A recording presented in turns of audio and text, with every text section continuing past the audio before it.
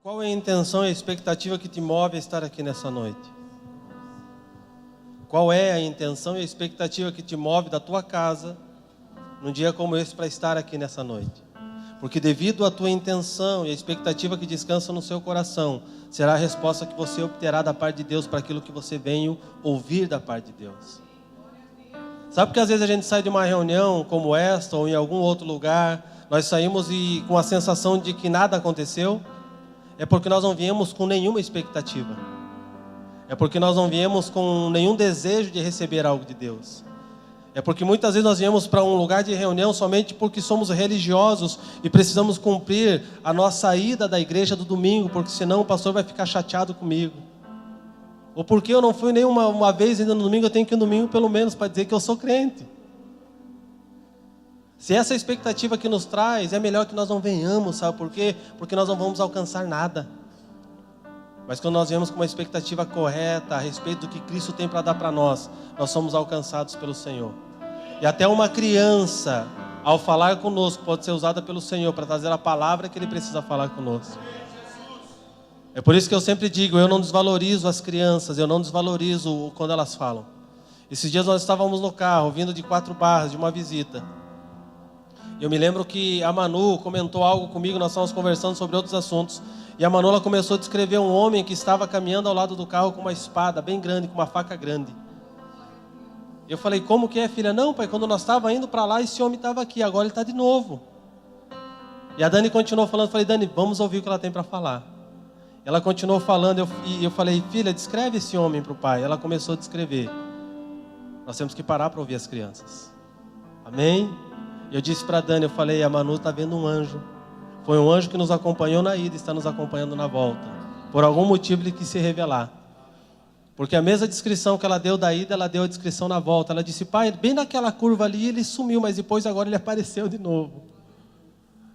É por isso que nós temos que estar com os ouvidos atentos. Porque Deus usa as crianças, irmãos. Amém? Pai, quando teu filho vier falar alguma coisa para você, larga o celular, não fala para ele, sai para lá, ouve o que ele tem para dizer. Deixa para lá, larga o celular, desliga a TV e ouça o teu filho. Porque o teu filho tem algo para dizer, queridos. A nossa geração, os nossos filhos já estão profetizando. E se não está acontecendo com você ainda, é porque você não está ensinando ele como você deveria ensinar. Os nossos filhos já estão profetizando, os nossos filhos já estão vendo, já estão tendo visões. Agora nós precisamos alinhar o nosso coração para que os nossos filhos voem naquilo que Deus está preparando eles para ser. Para mim é muito importante ter uma igreja com tanta criança, sabe por quê? Porque isso revela um futuro promissor. Desde que nós venhamos ensiná-las concernentes à palavra de Deus. Porque Deus é um Deus de continuidade, Ele não é um Deus, nada vai parar em mim e nada vai parar em você. Se você entender que você é um afluente do rio de Deus, que você permitir que a água passe por você e toque pessoas, você vai entender que não vai parar em você, vai continuar nos teus filhos. E vai continuar nos filhos dos teus filhos. Por quê? Porque Deus é um Deus de eternidade, Ele é um Deus que passa de geração em geração. Então não pare as coisas em você. Não pare a revelação em você. Não pare o entendimento de coisas profundas em você. Libere para o corpo, para que todo o corpo seja beneficiado daquilo que você carrega. Aleluia! Esses dias eu conversava com algumas pessoas que caminham no profético. E estão caminhando, se descobrindo no profético. Elas diziam, pastor, eu tenho medo de errar. E eu falei para elas, um profeta que não erra nunca vai ser profeta, porque não aprendeu a profetizar. O erro nessas questões faz parte do processo. Mas o orgulho de não errar não permite que desenvolva aquilo que Deus chamou para ser. Nós temos que jogar nosso orgulho por terra. Vamos falar, a Bíblia diz que nós podemos julgar a profecia. Eu já profetizei para algumas pessoas maduras e eu olhei para elas e falei, tem a ver com o que eu estou falando? Não tem. Tá bom, então eu comi uma feijoada estragada e eu estou falando besteira. Mas eu também já profetizei para as pessoas que aquilo era para aquele momento e aquilo entrou no coração delas porque Deus precisava falar. Então nós precisamos entender algumas coisas e nos mover a partir disso. Jogar o nosso orgulho por terra e permitir que Deus trabalhe o nosso coração para que nós sejamos transformados segundo aquilo que Ele quer que nós sejamos feitos nele e a partir dele. Amém? Feche os teus olhos, estenda as suas mãos para a minha vida, sobre mim. Ore para que aquilo que Deus tem para falar sobre nós essa noite seja falado, nós sejamos tocados em nome de Jesus. Pai, nós te louvamos, nós bendizemos o teu nome nessa noite. Nós declaramos que tu és Senhor sobre essa casa, Senhor sobre tudo o que está ocorrendo nesse ambiente. Nós declaramos que tu és o único a ser adorado e exaltado neste lugar. Nós te louvamos, Senhor. Te louvamos pelo dom da vida. Te louvamos pela família que nos deste. Te louvamos pela família da fé que pertencemos. Te louvamos pela confiança do Senhor em nós, de nos entregar filhos, de nos entregar gerações. Nós te louvamos por isso. Nessa noite nós oramos e pedimos que todo o espírito de confusão se retire do nosso meio. Nós ordenamos a todo espírito de confusão que está se movendo neste lugar agora, saia em nome de Jesus. Nós dizemos a todo espírito de distração, se retire agora.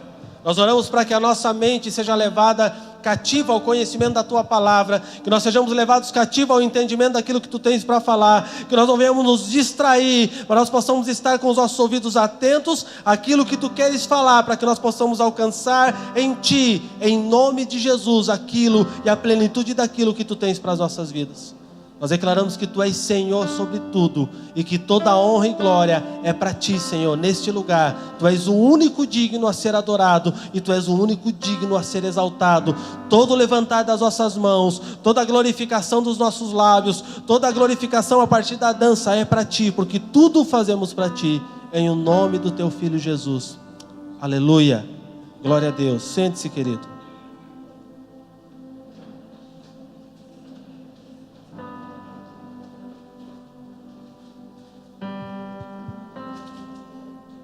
Aleluia.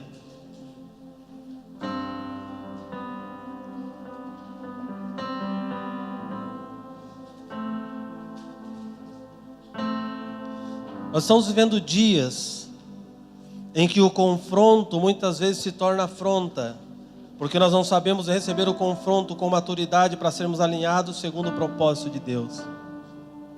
E todo aquele que não é confrontado no caminho se perde no caminho. Todo aquele que não permite ser confrontado pela palavra vai se perder em algum momento da palavra.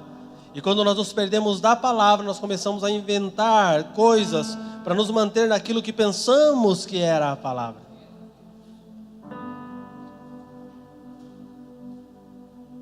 Por causa de uma geração mimimi em que vivemos, nós não conseguimos ouvir a palavra, sermos confrontados por ela e recebemos com um coração grato e recebemos com um coração voluntário, mas nós muitas vezes recebemos com um coração pretensioso e orgulhoso e nós rejeitamos a palavra, mesmo que não de boca, mas pela intenção com a qual recebemos a palavra.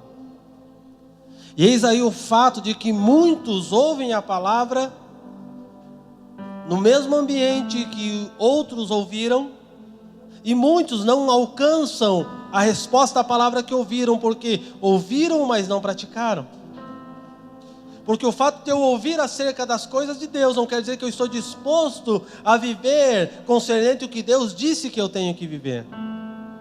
O fato de eu ouvir ministrações, pregações, o fato de eu ir ao culto, à missa, à celebração, seja qual for o lugar, todo domingo, ou seja qual o dia que você vai, o fato de ir até lá, não quer dizer que aquilo me torna um ser cristão. O que me tornar um ser cristão é a prática da palavra que está escrita na palavra santa de Deus. Porque se não houver prática da palavra, não há como eu dizer que sou alguém do qual eu não faço parte da legislação que determina a movimentação daquele povo. Perceba que toda a palavra de Deus sempre começa com um confronto àquilo que nós decidimos viver, para aquilo que Ele tem para nós vivermos. Quando Jesus ele é batizado, para que se cumprisse o que estava escrito, a primeira coisa que ele sai, quando ele sai, ele já começa anunciando o Evangelho. E ele diz: arrependei-vos. Por quê? E por que precisa de arrependimento? Porque vos é chegado o reino de Deus. O que Jesus estava dizendo? Ele está dizendo que era necessário um retorno para a palavra. Porque o reino do qual a palavra estava dizendo há muitos anos, chegou. E para que esse reino se tornasse uma realidade natural no meio do povo, ele precisava ser legislativo dentre o povo.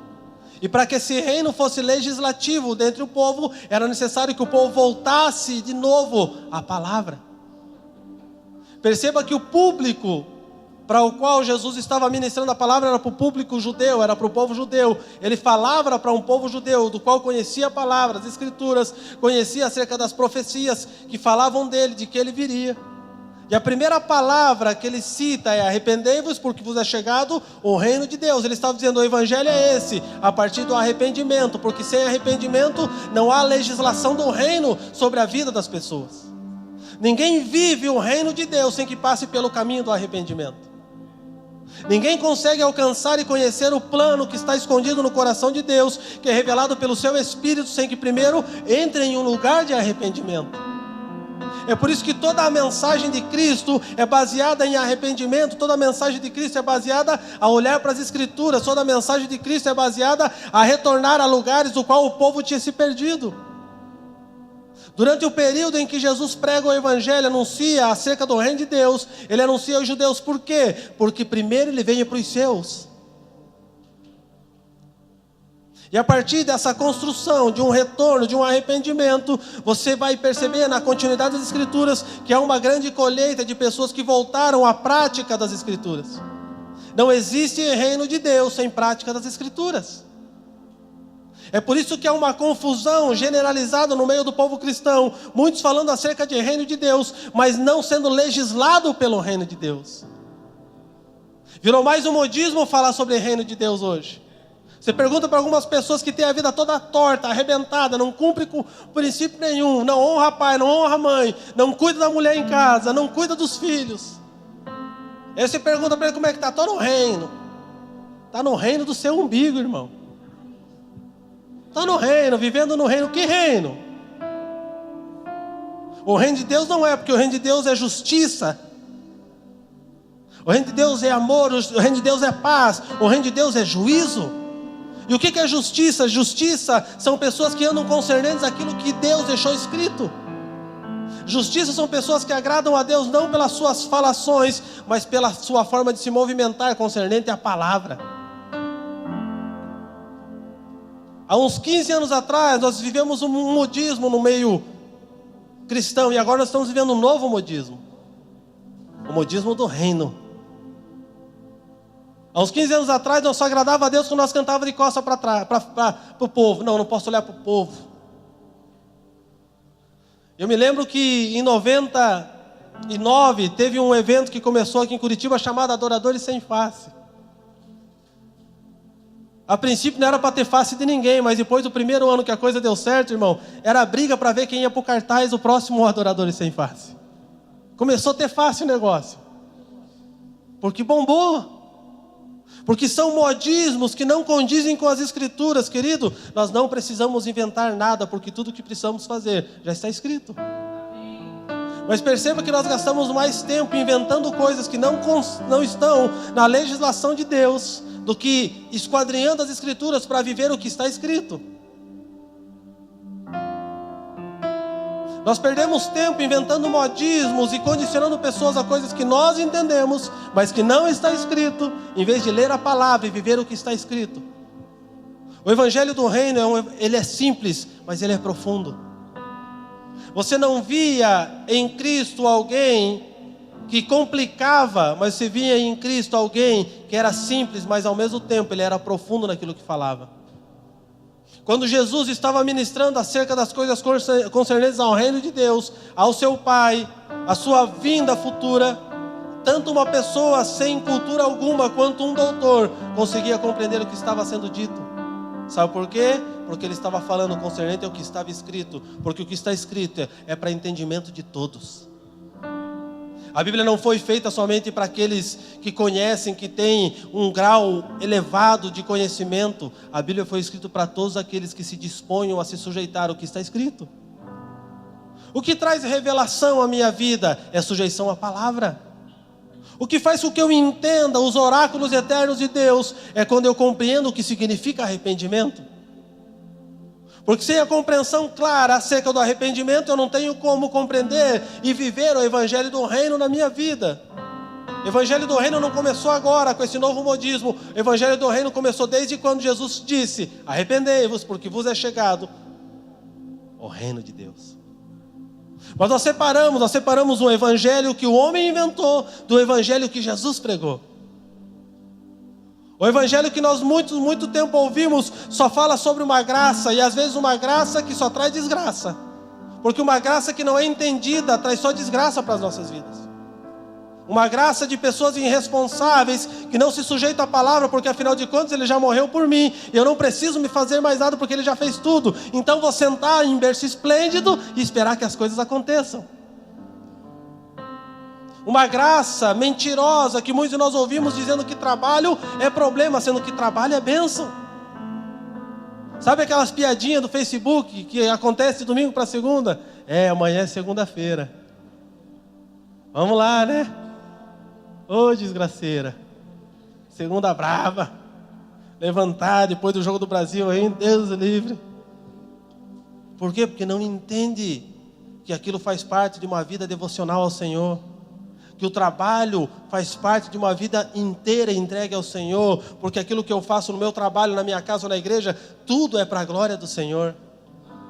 Um evangelho de um Deus completo em um homem que permite-se ser completo em Deus. E quando nós começamos a entender a profundidade e a simplicidade da palavra, nós trazemos ela para a correção da totalidade da nossa vida. Queridos, a palavra não foi feita para vivermos frações dela, mas ela foi feita para vivermos inteiramente ela. A legislação do reino não são frações que nós vivemos, mas é um todo. Ou nós nos sujeitamos ao governo de Deus, vivemos debaixo dessa realidade espiritual, ou nós não vivemos.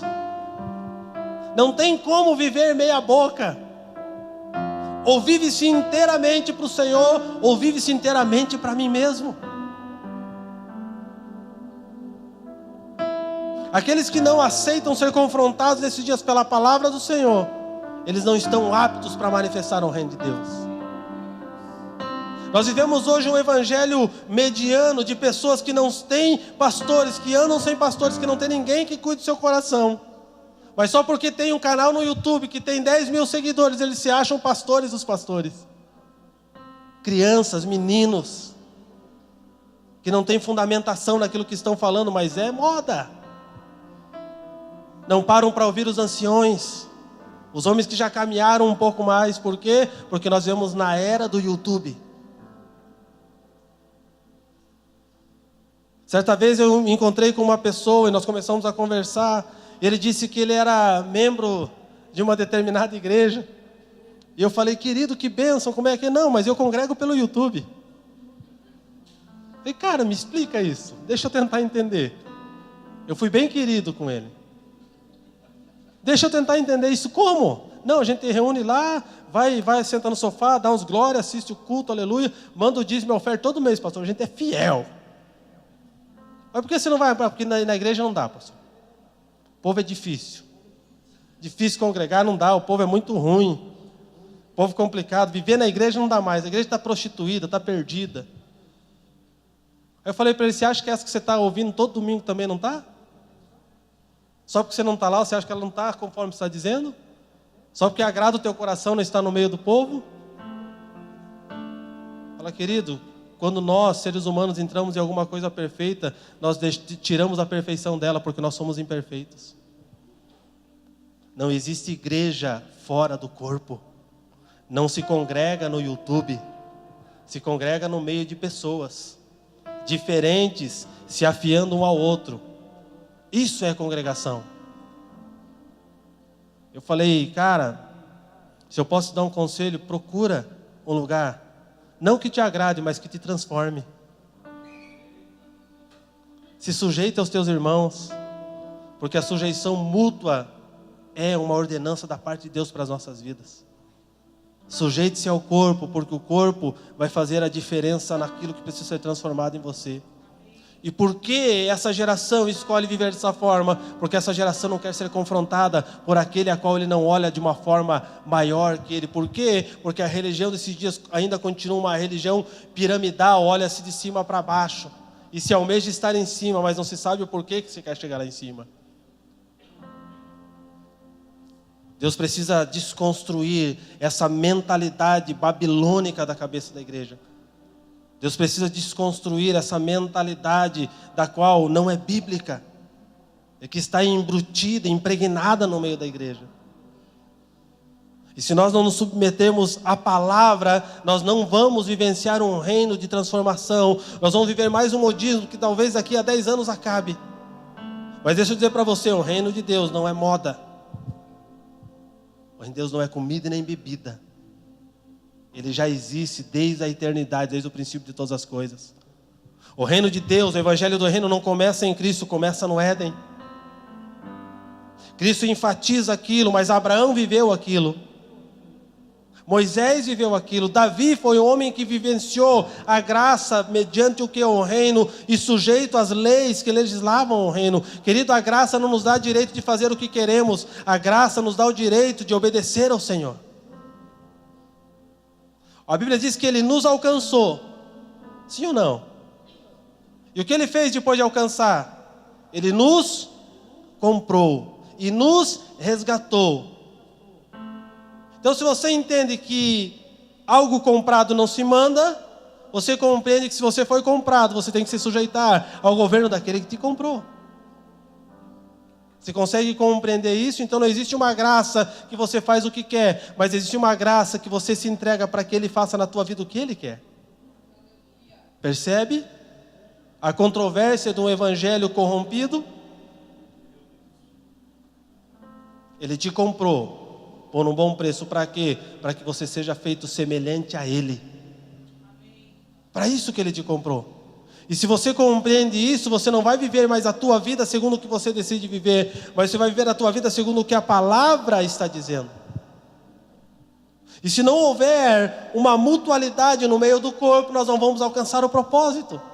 Nós não concluiremos aquilo para que fomos chamados. Se não houver mutualidade de uma ajuda recíproca entre nós, para que todos possamos crescer no Senhor, nós não alcançaremos o propósito. Queridos, a corrida no reino é a única que não vai premiar somente o que chega em primeiro lugar. A corrida para o reino de Deus é aquela que todos que concluem a corrida alcançam o prêmio. Talvez você corra menos que eu, ou talvez você corra mais rápido que eu, mas o fato de você chegar lá primeiro não quer dizer que eu não vou alcançar o mesmo prêmio que você. Porque a forma que Deus faz é diferente da forma que fazemos. E sabe por que Deus faz dessa forma? Para que não haja concorrência no nosso meio, para que haja mutualidade no nosso meio. Para que nós nos ajudemos, para que todos concluam a obra, para que todos alcancem o plano perfeito de Deus. O problema é que nós queremos caminhar no Senhor, concluir a obra do Senhor, mas com uma mente voltada somente ao humanismo e aos nossos desejos e às nossas vontades. E é por esse motivo que nós não conseguimos entender a palavra. Como entender um Deus que entrega um filho por um mundo todo que não se entrega para Ele? Como entender 12 apóstolos que se entregam, deixam de viver as suas vidas para viver a vida que lhes foi proposta por um homem que caminhou com eles por 3 anos e meio? Como? Como alguém que anda com alguém 3 anos e meio tem uma vida totalmente transformada, a ponto dessa vida se entregar e morrer para concluir a palavra que receberam daquele homem que andou com eles 3 anos e meio. Será que isso ocorreria nos nossos dias? Será que se alguém chamasse você para andar com ele 3 anos e meio, ele discipulasse você e após ele ir embora, deixar você, ele falar, ó, você vai morrer, por amor de mim. No século tão egoísta que vivemos, será que seria possível? Será que você não ia olhar, ó, tudo bem, caminhei com você 3 anos e meio, foi legal, foi divertido, mas assim, morrer por você eu nem te conheço, tá maluco? Tá amarrado. Você é de Satanás. E sabe por que desse pensamento? É porque não há mutualidade no meio do corpo. Por não haver mutualidade, cada um está construindo a sua casa, sendo que nós precisávamos estar envolvidos na construção da casa do Deus Todo-Poderoso, que é um corpo ajustado. Cada um está preocupado em construir e tocar a sua trombeta para que seja visto, enquanto Deus está preocupado em reunir um corpo que funciona de uma forma correta. Porque a nossa maneira de enxergar o reino de Deus ainda é carnal e não é espiritual. Nós queremos ser promovidos, mas não queremos que ninguém seja promovido antes que a gente. Por quê? Porque a gente se esforçou mais. Existe uma parábola na Bíblia do trabalhador. Essa parábola diz que o homem chegou às 5 horas da tarde e perguntou se havia trabalho ainda, e após isso ele foi para a obra. Só que às 6 horas da tarde acabou a obra e todos vieram para receber, tanto aqueles que começaram às 7 da manhã, contra aquele que chegou às 5 horas da tarde. E quando eles foram receber o pagamento, todo mundo já estava olhando de zóio torto para aquele irmão que chegou às 5 horas da tarde. E quando chegou a hora do irmão receber o pagamento, que chegou às 5 horas da tarde, o patrão resolveu pagar a mesma coisa, porque ele era o patrão, o dono do dinheiro, todo mundo se alvoroçou. Isso não pode, isso é desonesto. Palhaçada isso. Como se faz uma coisa dessa? O cara chegou aqui 5 horas, nós estamos sofrendo desde as 7 da manhã, debaixo do sol, trabalhando, e você paga para ele a mesma coisa que nos pagou? Isso não existe. Qual foi a resposta do dono da obra? Ele é o dono de todas as coisas, ele paga a quem ele quer, da forma que ele quer. Ele disse: se vocês vierem tratar um preço pelo trabalho, ele só pediu para trabalhar, é por isso que ele merece receber a mesma coisa. Muitos querem trabalhar pela recompensa, mas muitos querem trabalhar pelo Senhor da obra. É isso que faz toda a diferença. Porque aqueles que trabalham para o Senhor da obra já sabem que tem recompensa, porque o Senhor não deve nada a ninguém. Mas aqueles que trabalham só pela recompensa sempre estão reclamando, porque sempre eles são menos favorecidos do que aqueles. Esses são os competidores que competem com uma mente carnal, que sempre estão querendo derrubar o irmão para chegar primeiro que o irmão. Deus nos chamou para uma corrida juntos, para passar o bastão. Talvez você comece a corrida e não atravesse a linha, mas o que atravessa a linha, que você não atravessou, você está junto com Ele, porque você trabalhou em unidade. O que falta nos nossos dias é mutualidade. Abra comigo Gálatas 6.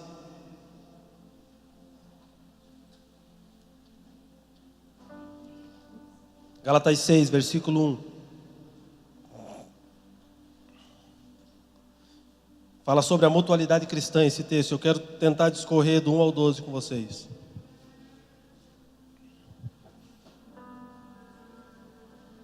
Versículo 1. Mutualidade significa associação baseada nos princípios de ajuda recíproca entre os seus membros. Percebe? Gálatas 6, versículo 1.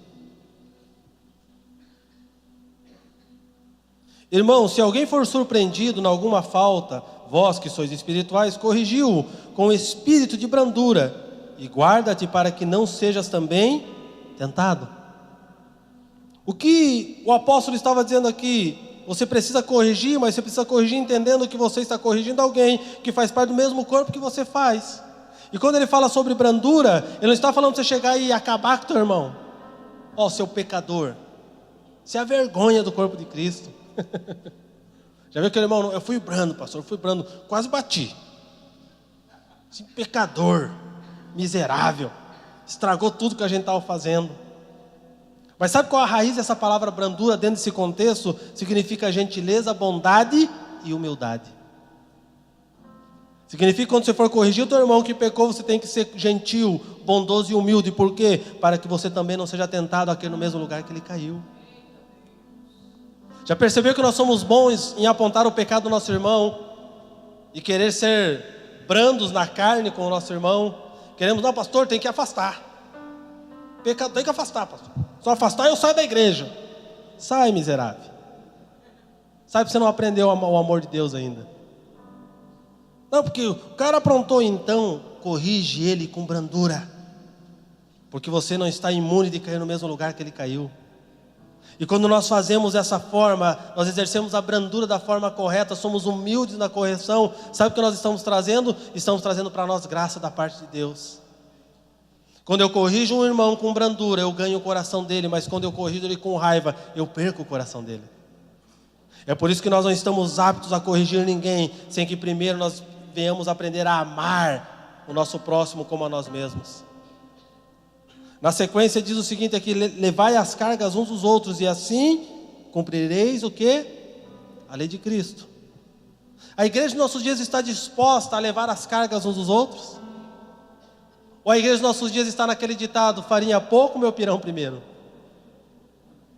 Levar as cargas uns dos outros está dizendo que, se o seu irmão não suportar o que ele está carregando, pare de carregar o teu e ajude ele a carregar o dele e jogue o teu junto. Está dizendo para nós que nós precisamos olhar para o nosso irmão com o olhar de Cristo. Porque, queridos, como eu disse agora há pouco, a corrida, todos nós estamos correndo, não importa quem vai chegar primeiro, importa que aquele que chegou primeiro incentive para que os outros cheguem também, porque o prêmio vai ser igual para todos.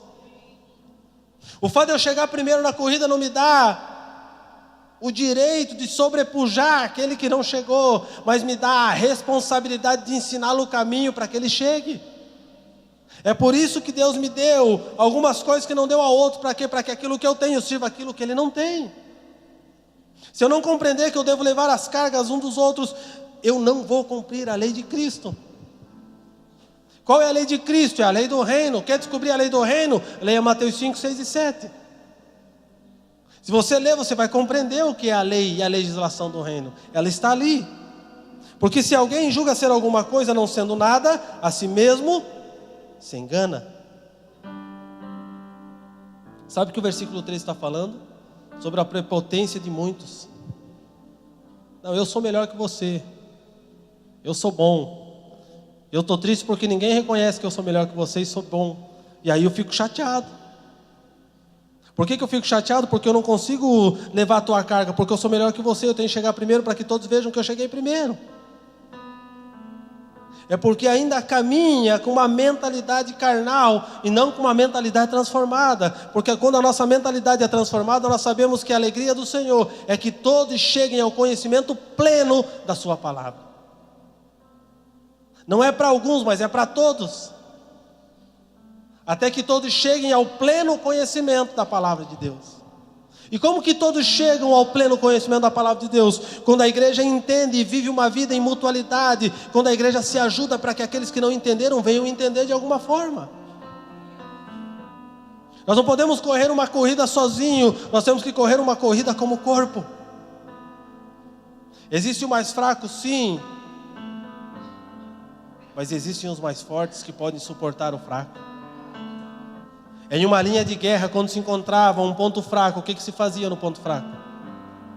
Todos os mais fortes iam para aquele ponto fraco e fechavam para que aquele ponto não fosse rompido. Isso é reino de Deus. Mas no reino que nós ouvimos por aí, é quando um elo fraco, todos se afastam do elo fraco para não ser confundido com ele, ser pichado com ele, porque precisa defender a sua imagem.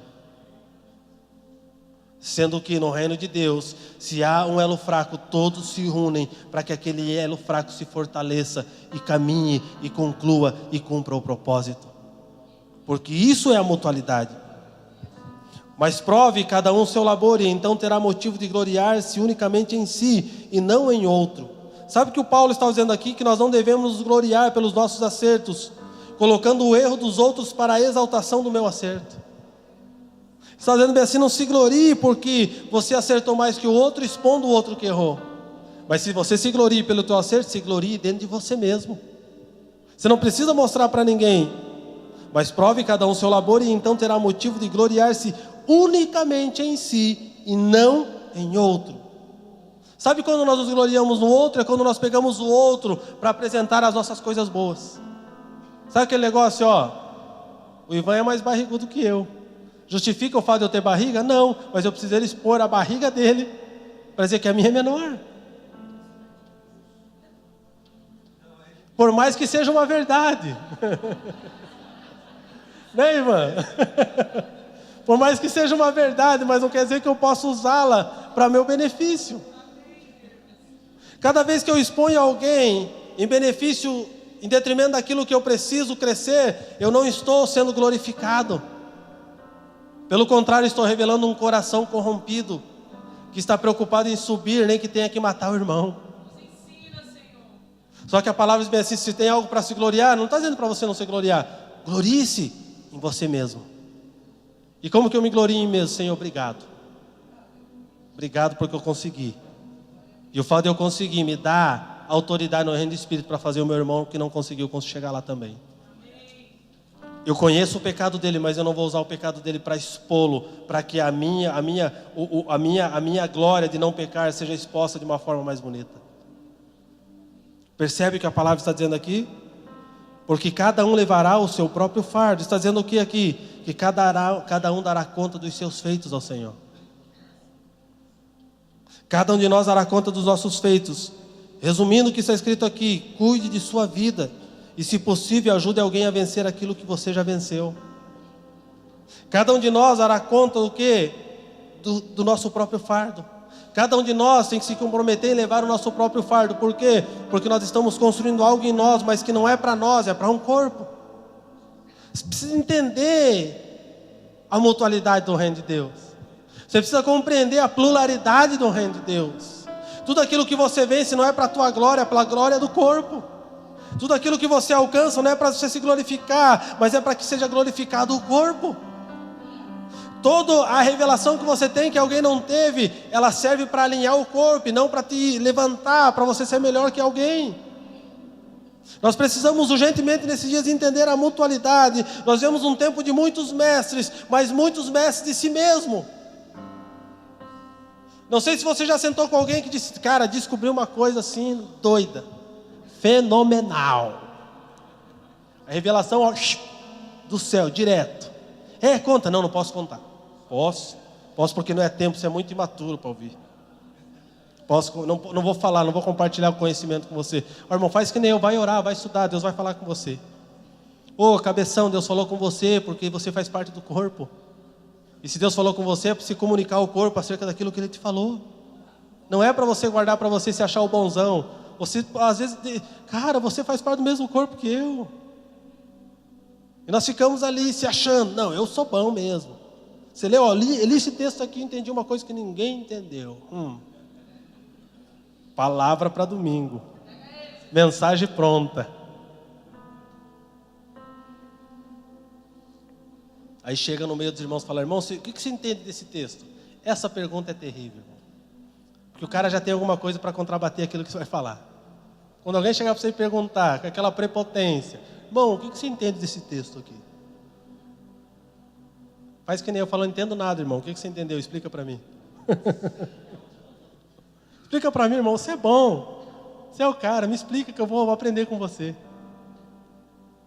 Nós temos que entender a mutualidade. Porque aquilo que Deus me deu é para que o corpo seja alcançado, não é para mim me promover a partir daquilo que recebi. Então, se você tem uma revelação e guarda para você, você é egoísta. Porque o corpo é mútuo, o corpo é um corpo que anda em pluralidade, é um corpo que nós precisamos compartilhar aquilo que recebemos de Deus. É por isso que temos mestres do seu próprio umbigo nesses dias, que têm um monte de conhecimento e vão morrer com o seu conhecimento. Por quê? Porque não compartilham. Eu não posso compartilhar esse conhecimento porque essa é a minha próxima apostila. Se eu compartilhar, não vou vender a apostila. Não entendeu o corpo. E por não entender o corpo, não percebe que aquilo que ele carrega vai trabalhar e vai funcionar no corpo. E sabe o que é bom disso, irmãos? O bom disso é que o Espírito Santo de Deus não fecha monopólio com ninguém. Se você receber uma revelação e não compartilha, fica tranquilo. Pode guardar para você. O pão fresco guardado mofa e é jogado no lixo. Deus vai dar para alguém e alguém vai compartilhar. Porque pão fresco é para comer na hora, não é para guardar. Quando Deus dá pão fresco é para nós comermos juntos. Não é para nós guardar e ficar escondendo para comer sozinho. Então, se você não quer compartilhar, não tem problema. Deus vai levantar outro, porque o Espírito que fala ao corpo é o mesmo. E quando Deus nos fala alguma coisa, somente é para que aquilo que Ele está falando ao corpo seja comprovado.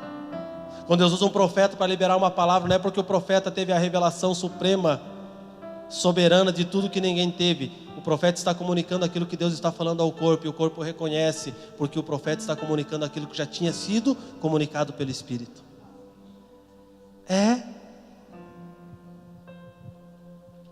O que o homem semear, isso também ceifará. Engraçado que muitos semeiam coisas e querem colher outras. Semeia-se abrolhos e quer colher feijão limpo. Queridos, não existe, não tem como. Cada pessoa sabe o que tem semeado, então não espere colher diferente do plantio. Isso jamais acontecerá. Ai, pastor, tá uma colheita difícil. Olha para o plantio. Não, mas o plantio foi bom, foi? Tem certeza? Teve uns problemas. Planta-se algo que colheu outro. Não. O que o homem semear também ceifará. Mas aquele que está sendo instruído na palavra, faça participando de todas as coisas boas aquele que o instrui. O que Paulo está falando? Está falando sobre honra, dada a quem compartilha a revelação que recebe de Deus. Irmão querido, quando você receber uma revelação da parte de Deus, compartilhe, porque você recebe honra da parte de Deus e dos teus irmãos que estão recebendo a palavra que você está comunicando. Quando nós entendemos e compartilhamos aquilo que recebemos, nos é dada a honra. Por quê? Porque está escrito: mas aquele que está sendo instruído pela palavra, faça participante de todas as coisas boas aquele a quem o instruiu.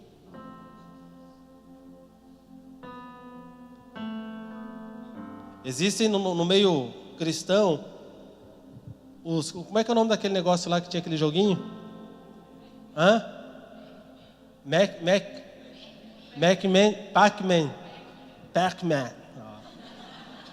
Pac-Man. Falei com sotaque, André? Pac-Man. Meia boca. Existem os Pac-Mans cristãos. Eles só querem comer, mas eles não querem entregar nada. Eles saem por todo canto procurando alguma coisa para comer, porque eles precisam encher o seu ventre de conhecimento para poder depois expressar o seu orgulho de saber alguma coisa a mais. Mas não compartilham a palavra, não alimentam aqueles que têm fome. Por quê? Porque estão preocupados em mostrar que sabem mais do que aqueles que estão ouvindo. Cara, se tem alguém que eu tenho exemplo na minha vida e vou ter por toda ela, é Cristo. Cristo sentava à mesa com todos e compartilhava com todos. Ele não olhava na mesa se tinha alguém melhor ou menor, se alguém era maior, se alguém tinha uma qualidade maior do que a do outro. Ele compartilhava com todos a mesma palavra.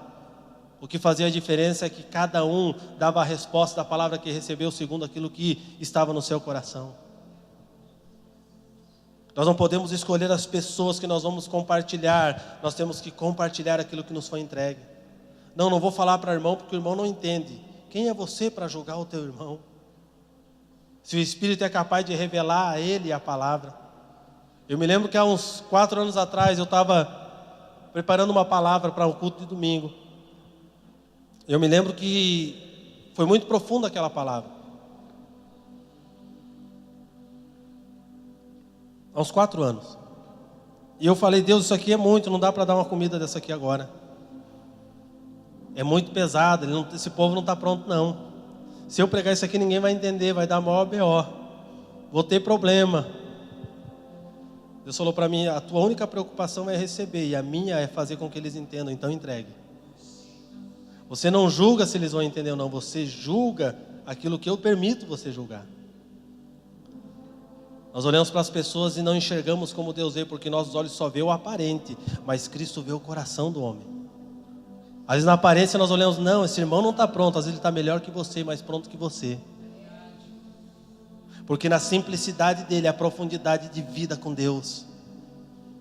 Não julgue pela aparência, aprenda a olhar com os olhos do Espírito. Quando as crianças são ditas: faça as crianças que de perto de Jesus, Jesus está pregando, está atrapalhando. Tira tudo aqui, está incomodando, deixa o mestre falar. Deixa vir as minhas criancinhas.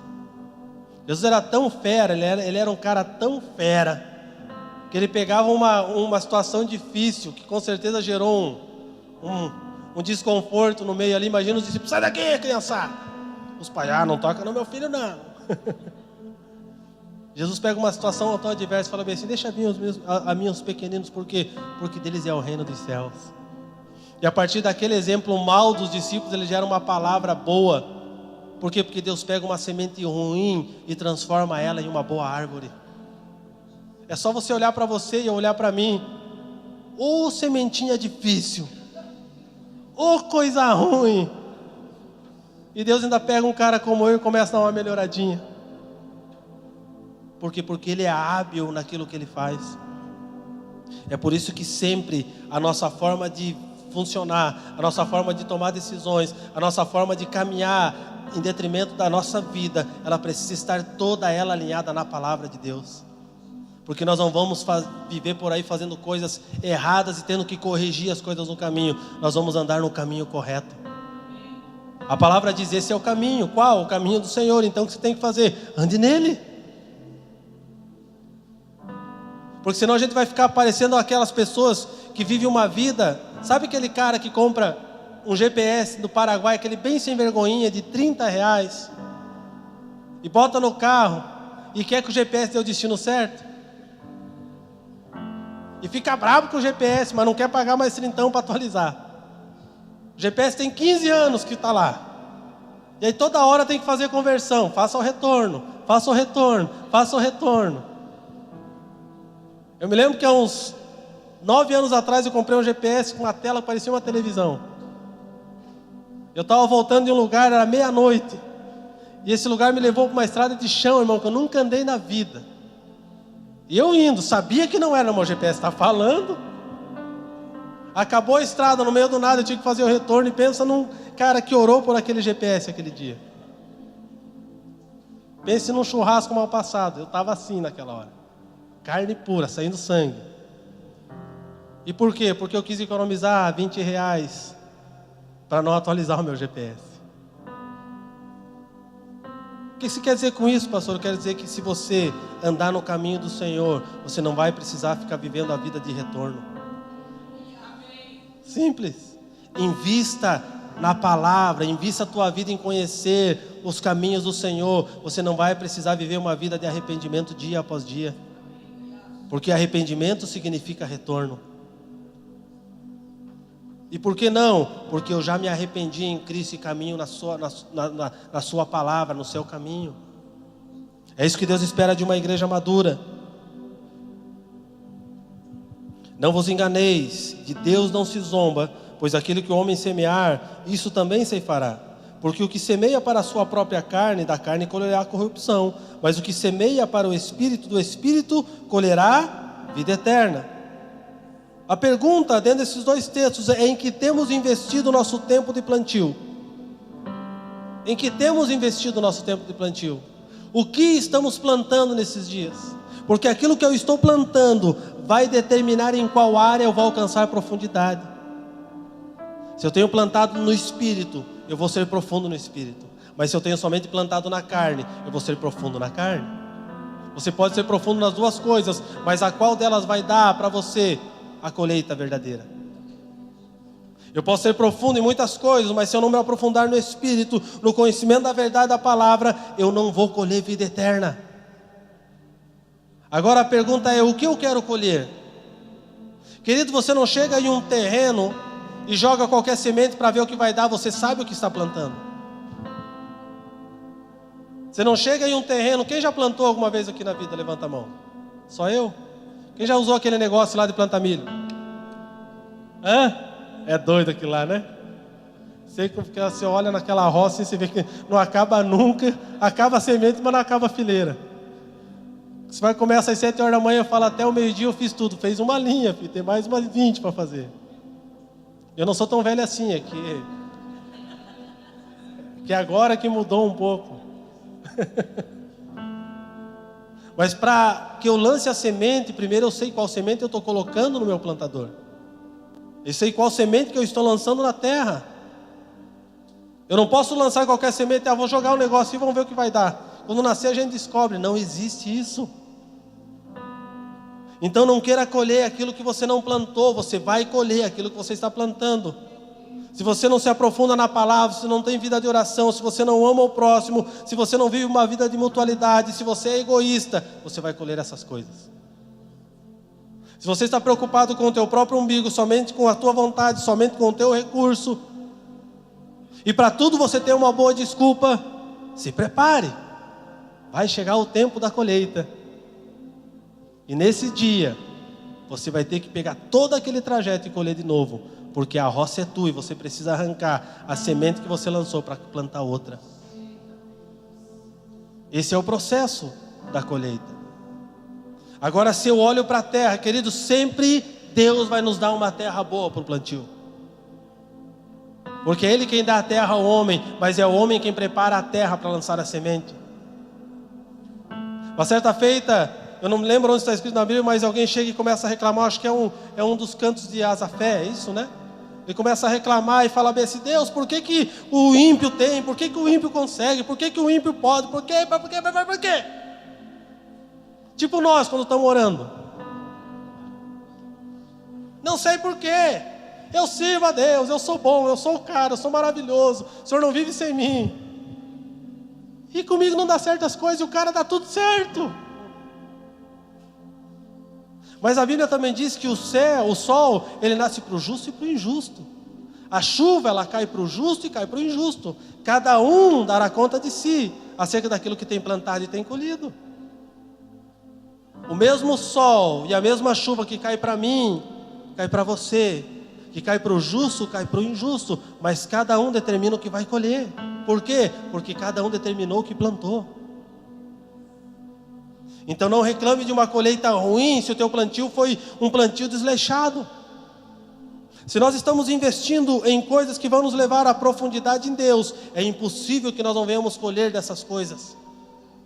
Que nós não venhamos colher uma vida no Senhor. Cara, não perca tempo com coisas que não vão te levar ao conhecimento de Cristo.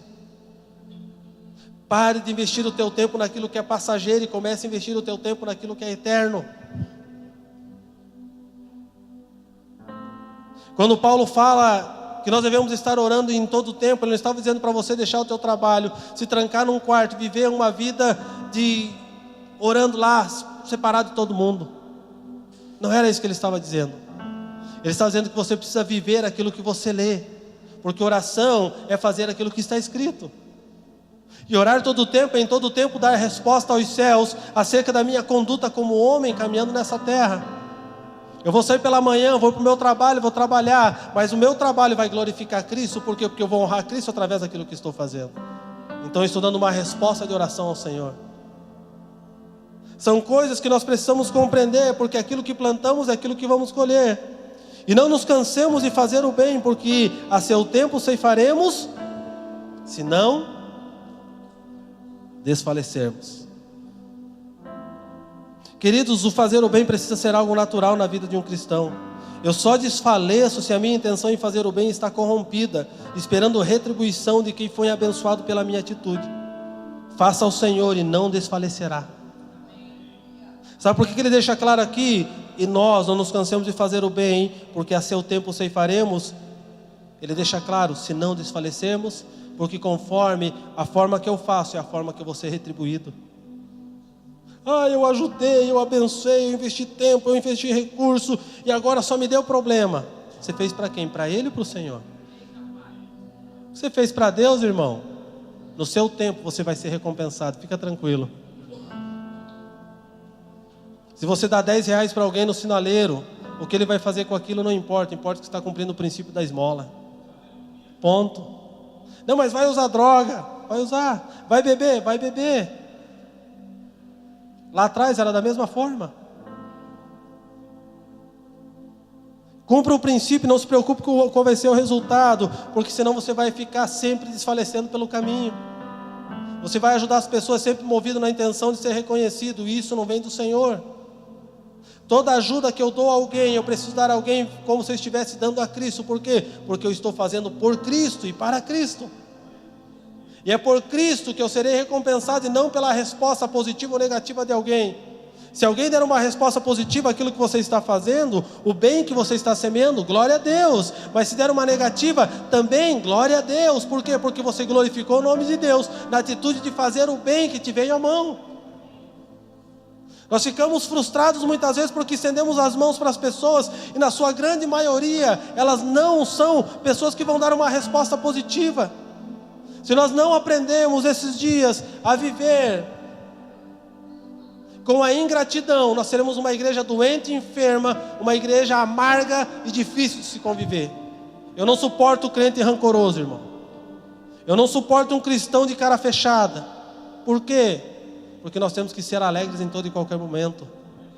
Ninguém consegue ficar perto de um crente que só fala besteira e só aponta o dedo.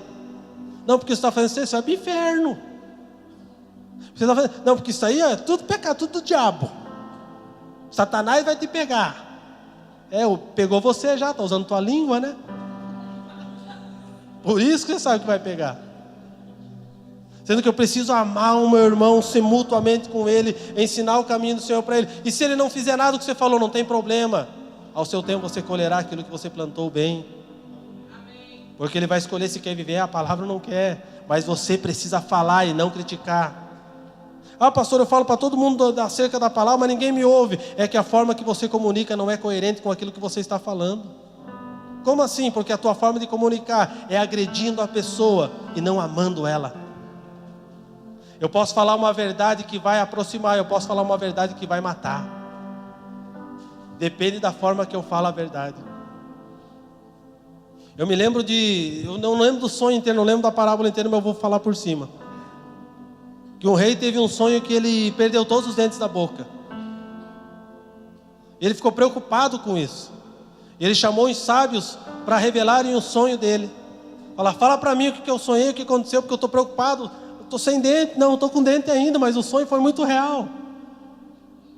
E alguns dos sábios do reino chegaram para ele e falaram assim, o seguinte: sabe o que quer dizer esse sonho, rei? Vai morrer todo mundo. Vai morrer mulher, filho, neto, pai, todo mundo vai morrer, você vai ficar sozinho.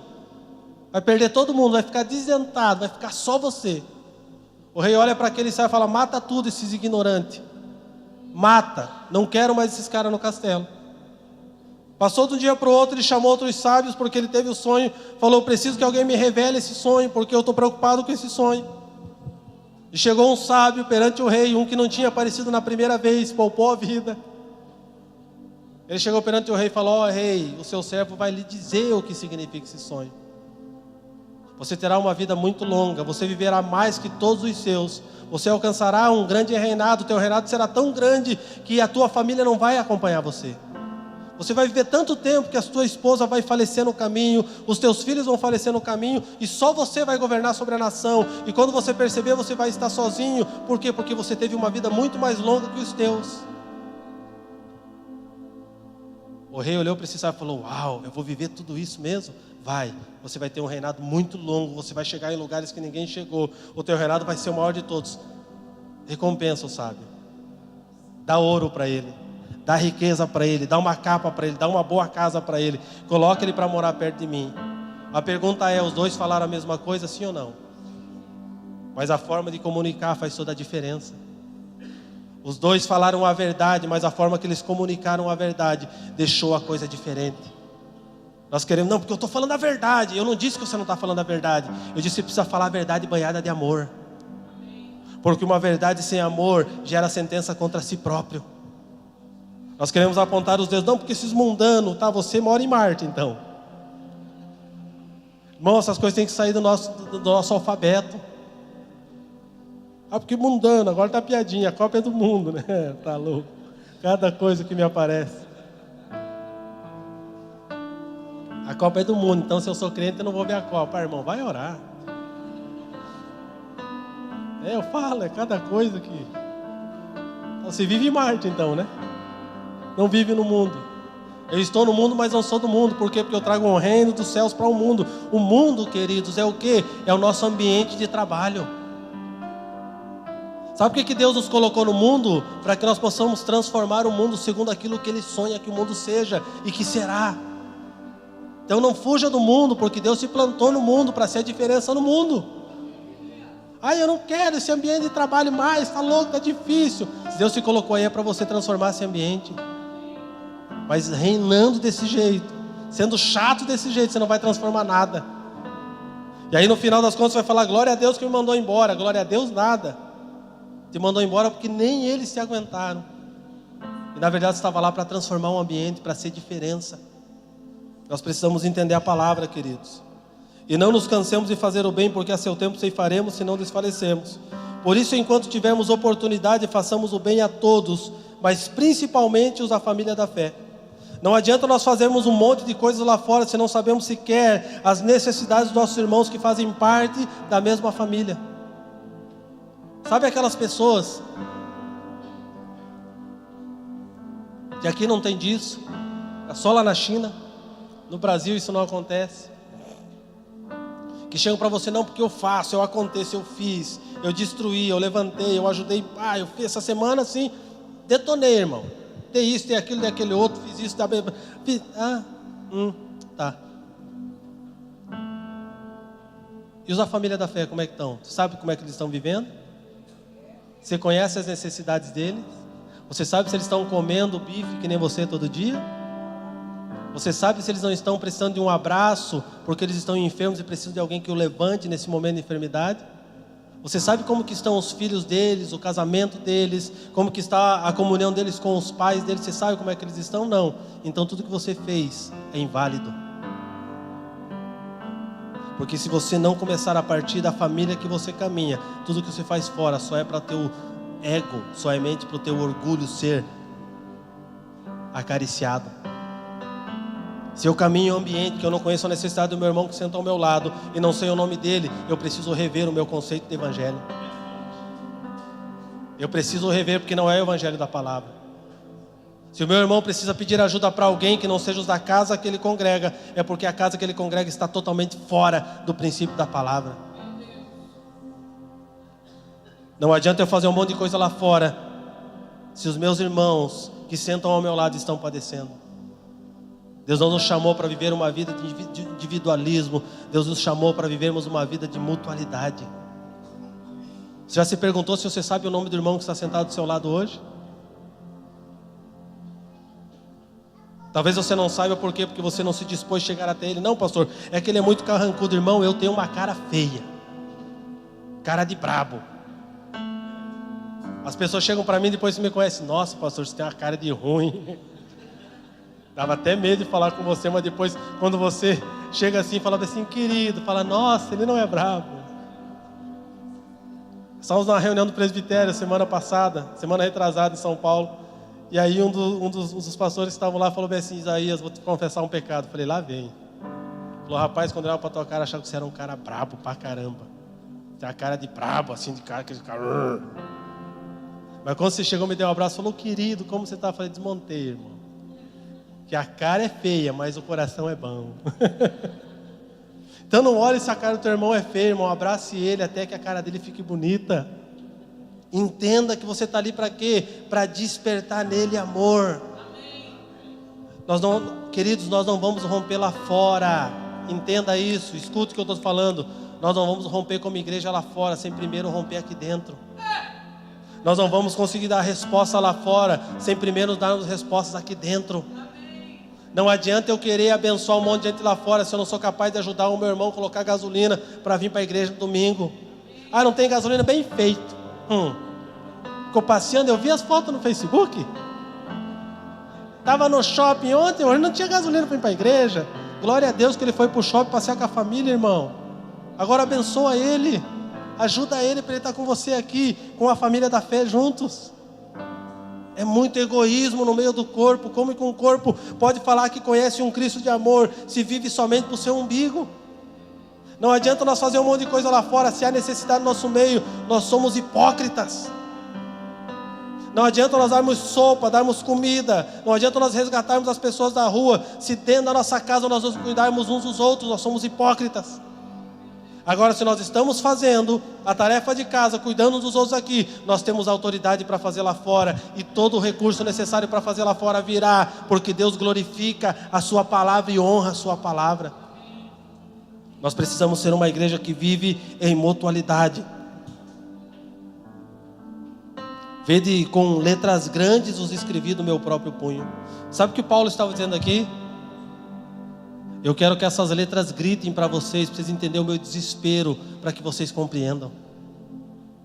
Paulo fez questão de frisar bem assim, eu escrevo com letras grandes. Para quê? E do meu próprio punho. Sabe quando você manda assim aquela frase em como é que fala, em forma? Caixa alta. O que significa aquilo? Um dia eu mandei em caixa alta uma mensagem para o irmão e falou, pastor, não precisa gritar no meu ouvido. Eu falei, tem que gritar, porque senão você não escuta, irmão. Paulo estava fazendo isso aqui, ele mandou a carta, ele escreveu em caixa alta, gritando, pelo amor de Deus, compreendam o que eu estou escrevendo. Vocês não têm como ser uma igreja em Gálatas se vocês não entenderem a mutualidade. E por que ele estava falando isso? Justamente porque a igreja naquele momento não estava vivendo o que estava escrito. Por que Deus nos chama a atenção? É porque nós não estamos vivendo aquilo. Por que Deus nos chama a viver uma mutualidade? É porque nós não estamos sendo mútuos na nossa movimentação. É porque ainda nós estamos preocupados cada um em construir para si próprio. É porque ainda nós estamos preocupados com os nossos ministérios e fazer o nosso ministério aparecer mais, em vez de entender que o meu ministério contribui com o teu ministério, para que o ministério de Cristo e o mistério de Cristo seja revelado a uma cidade. Se o meu ministério não contribui com o teu ministério, é melhor que eu deixe de viver o meu ministério e pegue o ministério de Cristo para viver, porque esse contribui para com o corpo. No versículo 12 diz assim: todos os que querem ostentar-se na carne, esses os escrevo a vós circuncidastes, somente para não serem perseguidos por causa da cruz de Cristo. Todos os que querem ostentar-se na carne, esses vos constrangem a vos circuncidardes, somente para não serem perseguidos por causa da cruz de Cristo.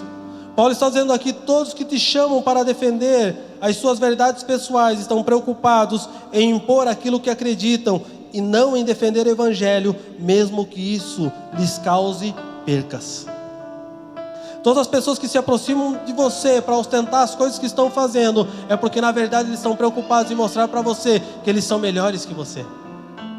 Sabe aquele irmão que chega bem assim: querido, eu quero só compartilhar com você, mas o compartilhar dele muitas vezes se joga no chão.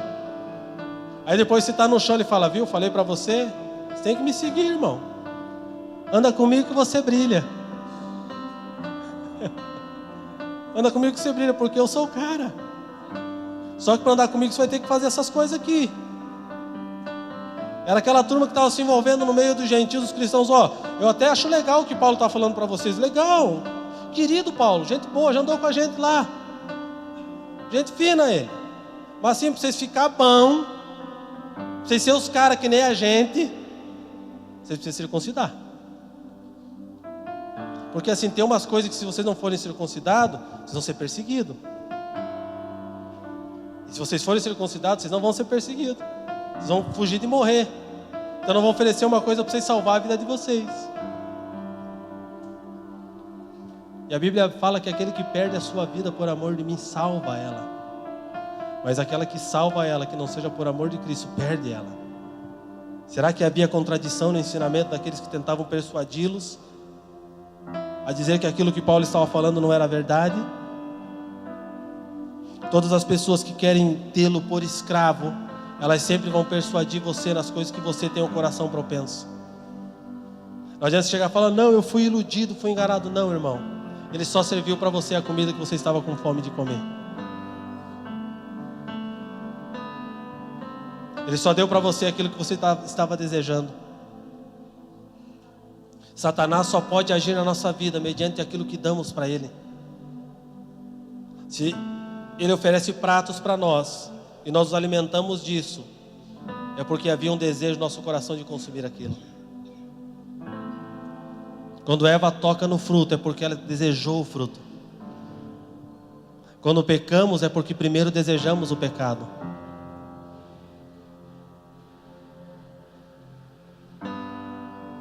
Já está à sua porta, cabe a quem? A você dominá-lo. O pecado está batendo, cabe a quem? Cabe a você dominá-lo. Não adianta eu ir para o joelho: Senhor, me livra do pecado. Ai, que pecadinho bom, Senhor. Aí eu levanto dali, vou lá e pá! Pô, Deus, eu orei, mas não teve jeito. Quando eu vi, caí, pequei, fazer o quê, né? Faz parte, mas a graça. Ai, que graça.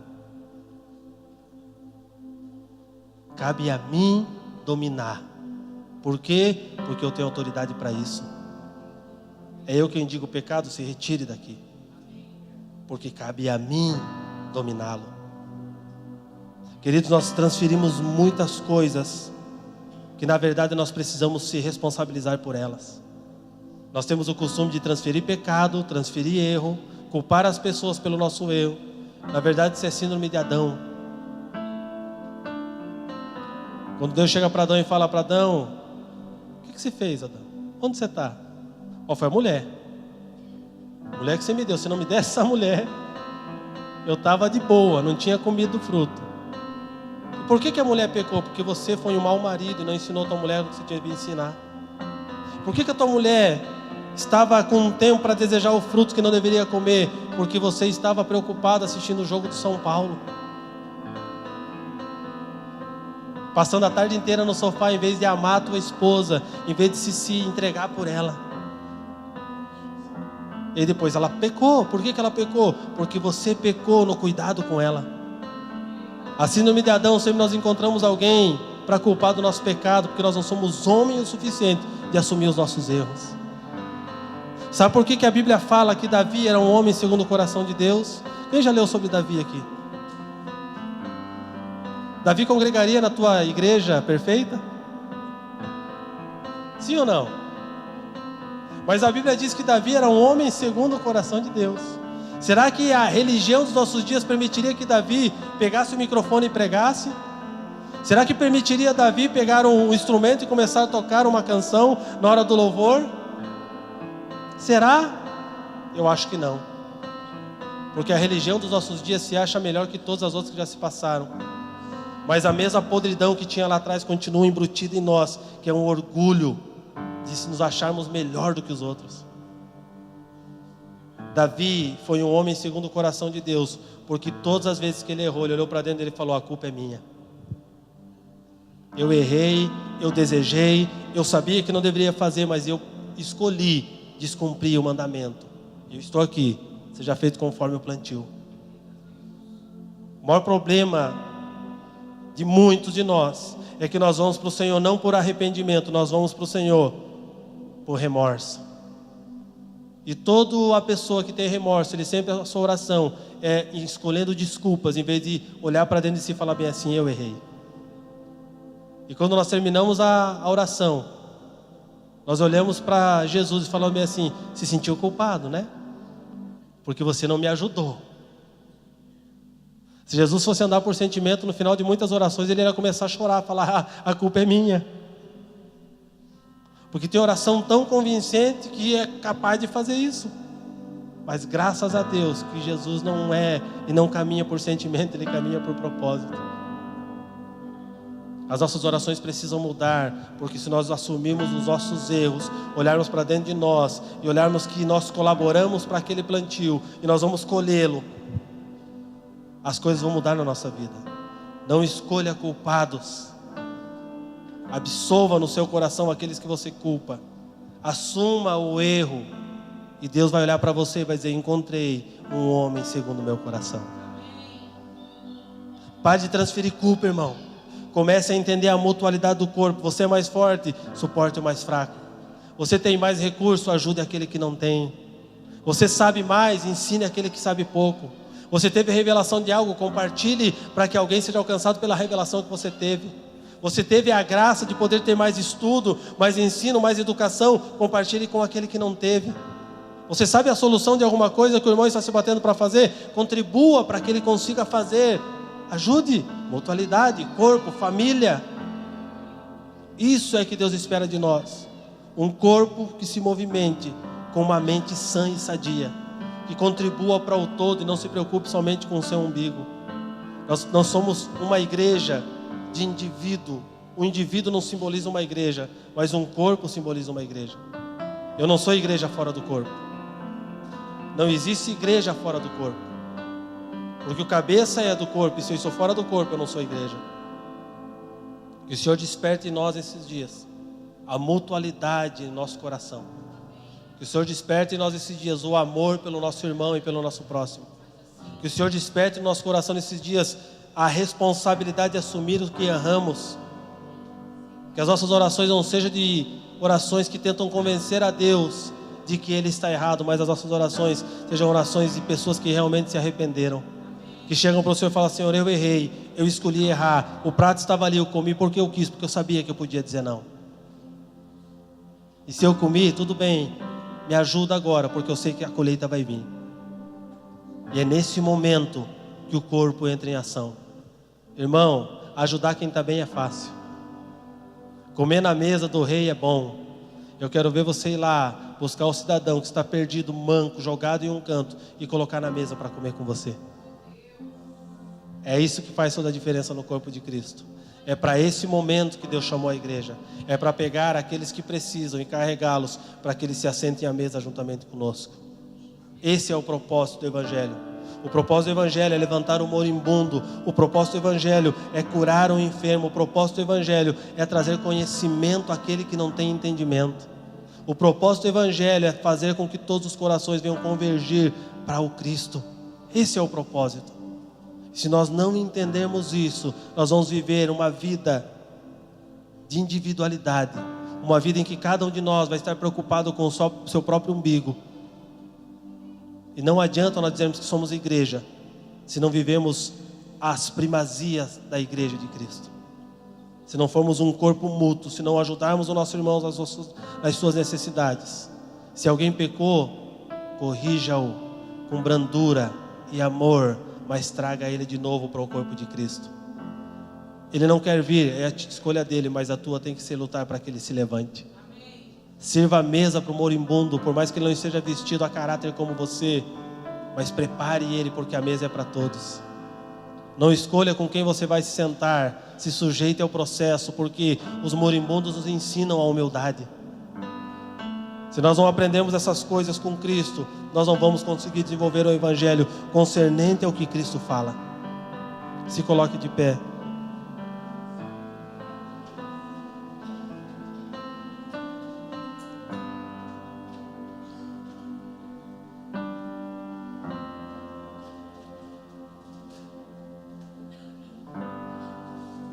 Mutualidade precisa ser gerada em nós esses dias.